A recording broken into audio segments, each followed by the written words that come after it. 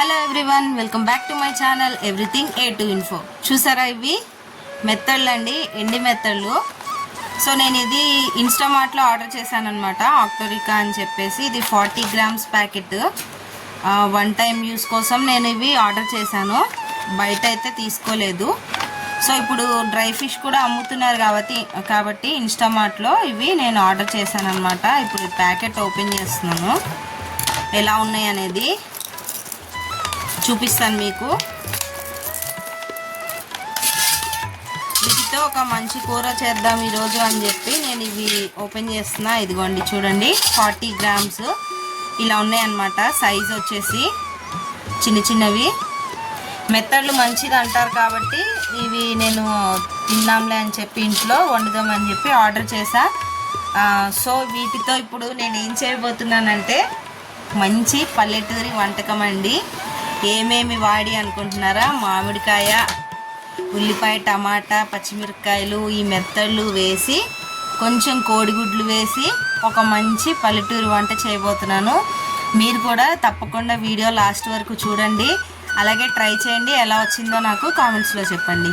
ఇంకెందుకు ఆలస్యం, వీటన్నిటిని ఫస్ట్ కట్ చేసుకొని కర్రీ కోసం రెడీ చేసేద్దాం. అలాగే ఎగ్స్ కూడా బాయిల్ చేసేసుకుంటాను.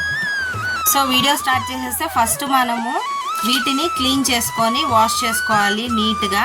దానికోసం ఫస్ట్ తలకాయల్ని కట్ చేసేస్తున్నాను, అలాగే తోక కూడా తీసేస్తున్నా. ఇంకా సైడ్కి ఏమైనా ఉంటే కూడా తీసేసుకోవచ్చు.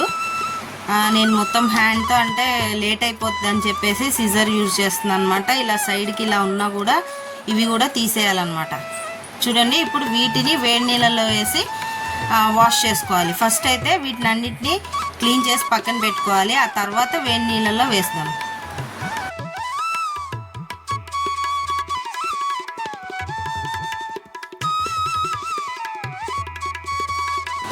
సో చూడండి, క్లీన్ చేసిన తర్వాత ఇలా ఉంటాయి అన్నమాట కంప్లీట్గా.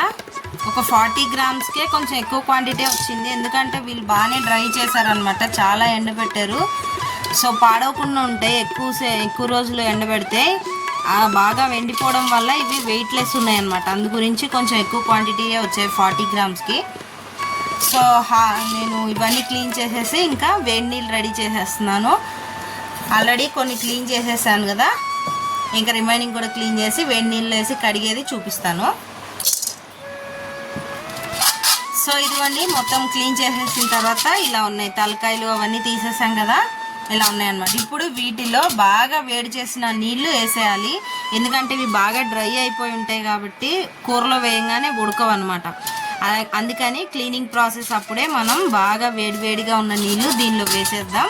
వేసేస్తే ఒక 2 minutes ఉంచేస్తే ఇవి చక్కగా క్లీన్ చేయడానికి బాగుంటాయి, అలాగే కొంచెం మెత్తపడతాయి కూడా కూరలో వేయడానికి రెడీగా. సో ఆ పని చేసే లోపు ఇవి కూడా కట్ చేసేసుకొని రెడీ చేసేసుకుందాం.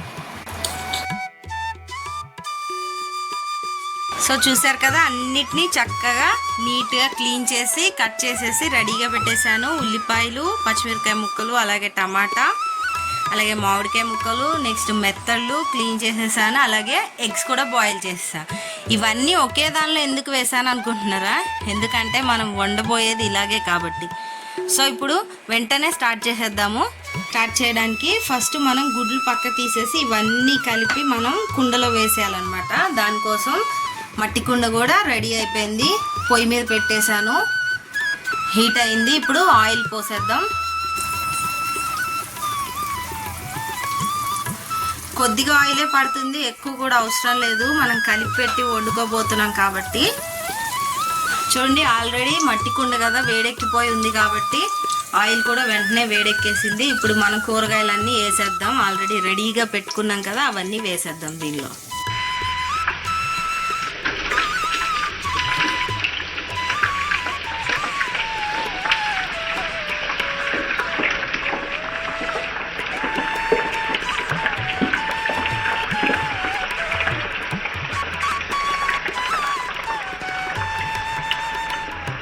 ఇదిగోండి, మొత్తం వేసేసాం. ఇప్పుడు దీనిలో మనం ఉప్పు, పసుపు, కారం వేసి మగ్గ పెట్టాలి బాగా. పసుపు, ఉప్పు సరిపడినంత, కారం. ఆల్రెడీ పచ్చిమిరపకాయలు వేసాను కాబట్టి కారం తగ్గించి వేస్తున్నాను నేను. కూర మసాలా కారం అన్నమాట ఇది, అందుకని తగ్గించి వేస్తున్నాను. ఇప్పుడు వీటన్నిటిని బాగా కలుపుకోవాలన్నమాట.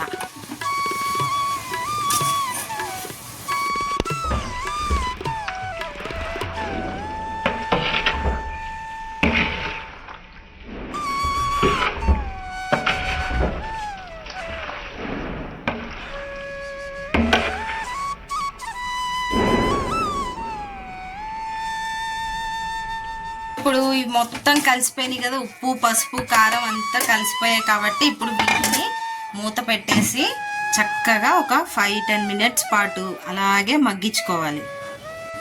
సో ఒక 2-3 మినిట్స్ తర్వాత ఇదిగోండి మూత ఓపెన్ చేస్తున్నాను. చూడండి చక్కగా నీరంతా వస్తుంది మగ్గేటప్పుడు. ఇప్పుడు కరివేపాకు కూడా వేస్తున్నాను, మంచి స్మెల్ వస్తుంది. ఎందుకంటే నీసు కూర కదా, స్మెల్ అది చాలా బాగుంటుంది. కరివేపాకు కొత్తిమీర ఇవి వేసుకుంటే. కరివేపాకు వేసి ఇప్పుడు ఒకసారి కలిపేసి మళ్ళీ మూత పెట్టేస్తాను. ఒక 5 మినిట్స్ కంటిన్యూగా అలా ముక్కలన్నీ మెత్తగా అయిపోయేలాగా ఇలాగే మగ్గిచ్చేసుకోవాలి మూత తీయకుండా. ఒక 5 నిమిషాలు అయిపోయింది. ఇప్పుడు మళ్ళీ నేను ఒకసారి మూత తీసి చూపిస్తున్నా చూడండి. నీళ్ళు ఎగిరిపోతున్నాయి, అలాగే ముక్కలంతా సాఫ్ట్గా అయిపోతున్నాయి. ఇప్పుడు మనం వీటికి అడుగంటనివ్వకుండా కాస్తంత వాటర్ పోసుకోవాలన్నమాట. ఒక చిన్నగా నేను ఇంత ఒక 100 ml వరకు పోస్తున్నాను వాటరు.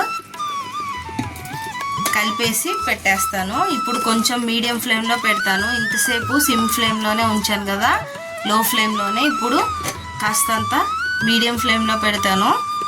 అలాగే ఒక 2 మినిట్స్ అయిన తర్వాత దీనిలో ఎగ్స్ వేసేద్దాం. ఈ కూర చాలా మంచిదండి బాలింతలకి, పాలిచ్చే బాలింతలకి మెత్తళ్ళు పెడితే బాగా పాలు పడతాయి అంటారు. ఆరోగ్యానికి చాలా మంచిదన్నమాట. చూడండి ఈ కర్రీ చక్కగా లైట్గా ఉడకడం స్టార్ట్ అయింది. ఇప్పుడు ఎగ్స్ ఇలా దూరం దూరంగా వేసేసాను. ఇప్పుడు కలపను, కొంచెం సేపు అయ్యాక కలుపుతాను అనమాట. మూత పెట్టేస్తాను. అలాగే దీంతో కారంతో వచ్చే స్పైసీనెస్ కంటే పచ్చిమిరపకాయలతో వచ్చే స్పైసీనెస్ ఎక్కువ టేస్ట్ని ఇస్తుంది అనమాట ఈ కర్రీకి. మీరు కూడా పచ్చిమిరపకాయలు ఎక్కువ వేసి కారం తగ్గించండి, టేస్ట్ చాలా బాగుంటుంది.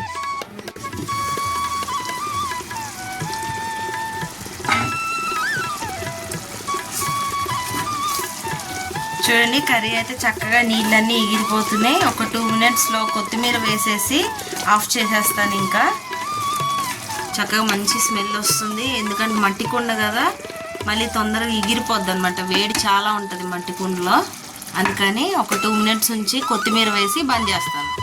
2 నిమిషాలు అయిపోయింది. ఇప్పుడు స్టవ్ ఆఫ్ చేసేస్తున్నాను. అలాగే కొత్తిమీర కూడా వేసేస్తున్నాను చక్కగా. ఇంకా నేను స్టవ్ ఆఫ్ చేసినా కూడా కూర చూడండి ఇంకా ఉడుకుతూనే ఉంది కదా, మట్టి పాత్రలు కాబట్టి వేడి తగ్గదు తొందరగా. కుండ వేడిగానే ఉంటుంది, అందు గురించి అనమాట. నేను ఇంకా కొంచెం నీళ్ళు ఉండగానే ఎగిరిపోద్ది, అది వేడికి ఎగిరిపోద్ది అని చెప్పి ముందే ఆఫ్ చేసేసాను అనమాట స్టవ్.